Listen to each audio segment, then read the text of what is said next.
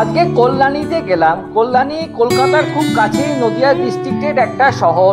Sealdah main লাইনের প্রচুর train কল্যাণীতে যায়। কল্যাণীতে ট্রেনের টোটাল 4টে রেল স্টেশন আছে: কল্যাণী জাংশন, কল্যাণী শিল্পাঞ্চল, কল্যাণী ঘোষপাড়া, কল্যাণী সীমান্তর। কল্যাণী ঘোষপাড়া স্টেশনে বিখ্যাত ITI দুর্গাপুজো হয়, যেটা কলকাতার খুবই ফেমাস একটা দুর্গাপুজো।